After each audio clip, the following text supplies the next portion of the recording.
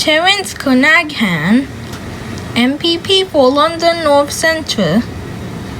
Dear neighbour, I am sending you this community newsletter to keep you up to date about local events in London as well as my work at Queen's Park. It has been a pleasure connecting with many of you at my numerous town halls on topics ranging from hallway medicine, education, changes to the Ontario Autism Program, developmental disabilities, and other important issues. These town halls provided the opportunity for local experts and those with lived experience to share their knowledge, concerns, and bring greater understanding to our community. It has been a privilege to bring these perspectives from London to Queen's Park. I hope you will join me at future town halls throughout 2020. It is more important than ever that you make your voice heard. My priorities remain your priorities. London, like many Ontario cities, is experiencing the impact of government cuts on our healthcare and education systems. I will continue to share your experiences of underfunded long-term care homes and long wait time for surgeries and mental health supports at Queen's Park. I will also continue to stand up for our public education system by fighting to keep class sizes small, oppose mandatory online e-learning, and ensuring kids that need an extra hand in classroom have the support they require. I know Ontario can have a world-class education system, but we need a government that supports it. It is an absolute honor to serve as your MPP. I will continue to use my role in the legislature to highlight the good work of our community members as well as the challenges facing London families.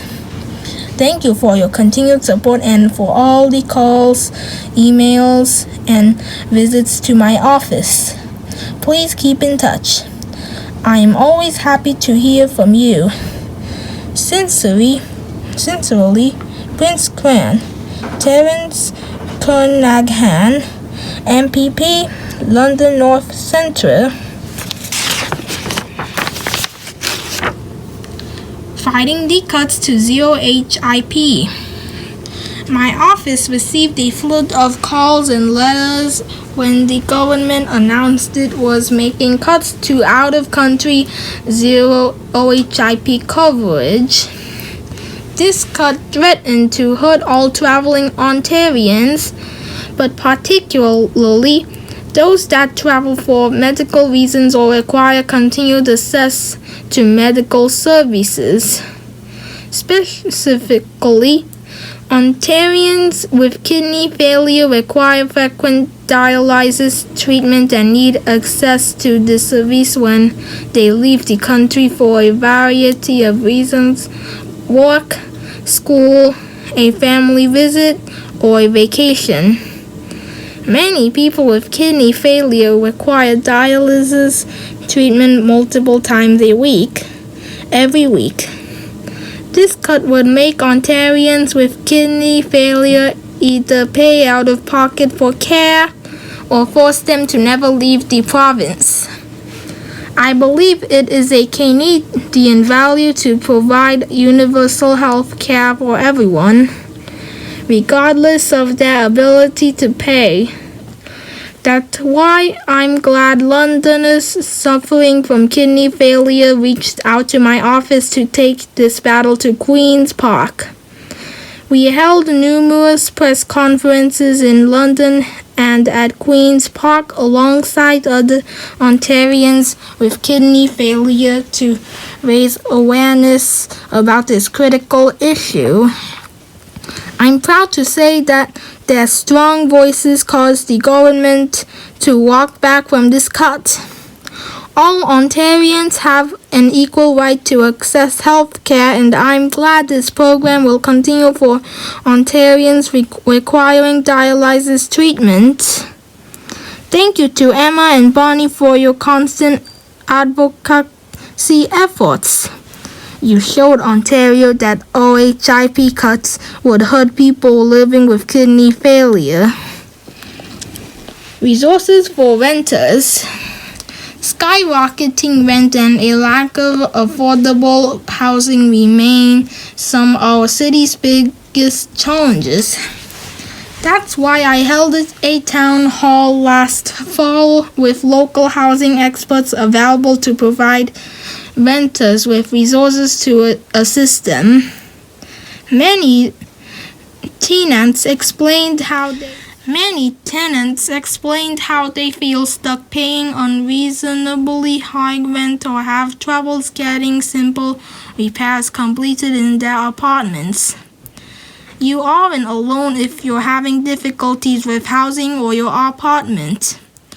Our community and my office are here to help. All Londoners have a right to shelter, and my office is here to help with your housing inquiries. Thanks to our speakers, Sabrine Geheniwa, Neighborhood Legal Services, Jackie Thompson, Lifespin, and Michael Corey, London Poverty Research Center at King's, for joining us at our Housing Town Hall. Till death do us part. One of the most important pieces of legislation I'm supporting this year is Bill 153, the Till Death Do Us Part Act.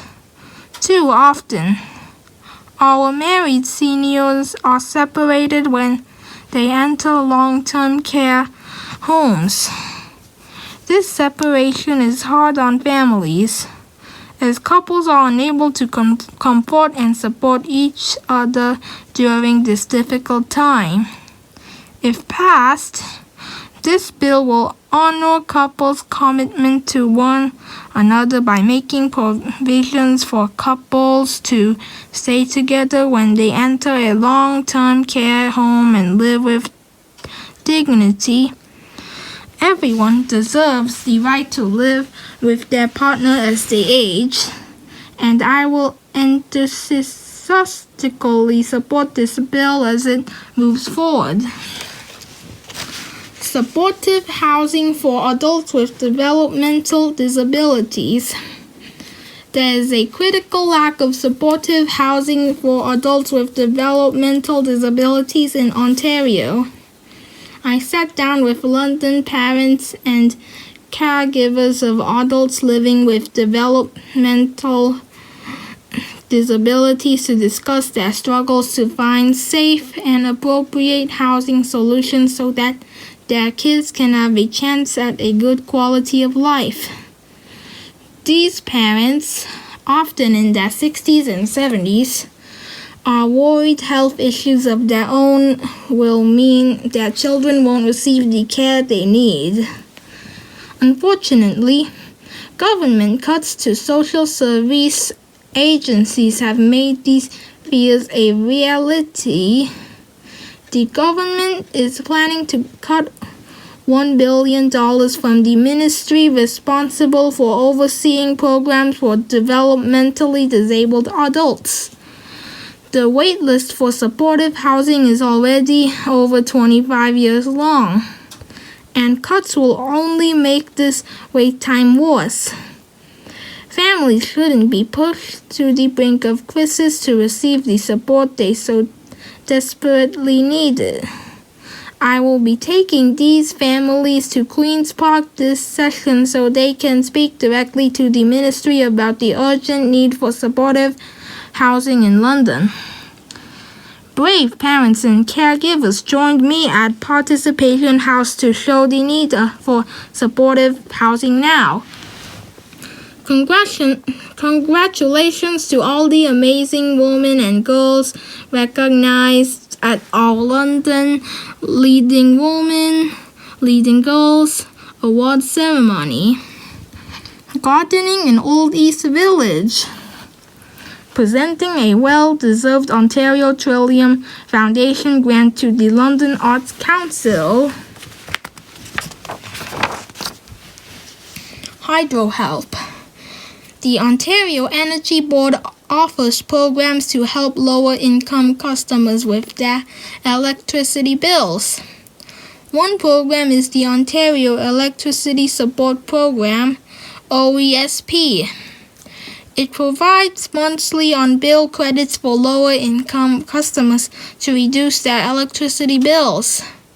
If you're a customer of an electricity utility and have a total household income that falls below a certain limit, you may qualify for a reduction on your electricity bill through the OESP.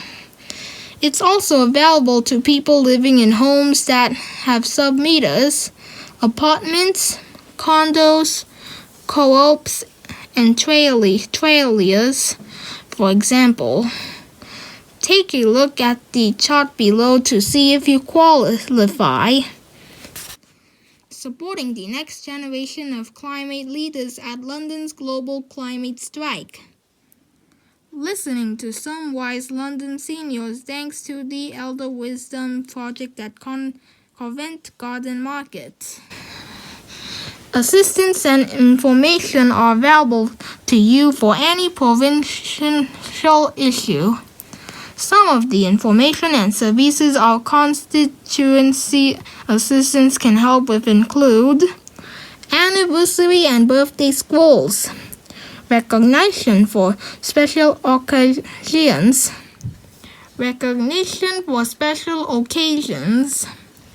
birth certificates, including expedited service, education issues, employment issues, family responsibility office, landlord and tenant board,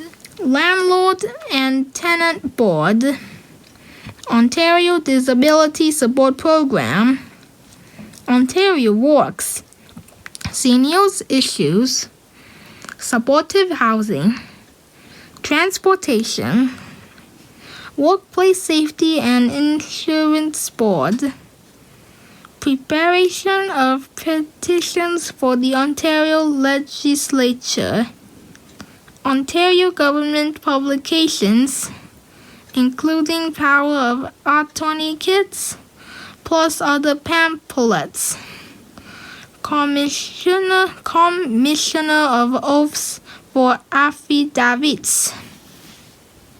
We look forward to working with you.